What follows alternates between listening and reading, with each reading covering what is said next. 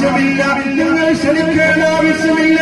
നമ്മെ പിടിക്കാൻ അസറായിൽ തയ്യാറായി നിൽക്കുകയാണ്. ആംബുലൻസ് ചീറിപ്പാടി വീട്ടിലേക്ക് വരാം, എപ്പോ വേണമെങ്കിലും വരാം. മക്കളോട് യാത്ര പറയാൻ കഴിയൂല, ഉമ്മാനോട് യാത്ര പറയാൻ കഴിയൂല. മക്കളോട് ഭാര്യയോട് വാപ്പമാരോട് ഉമ്മമാരോട് സുഹൃത്തുക്കളോട് യാത്ര പറയാൻ കഴിയാണ്.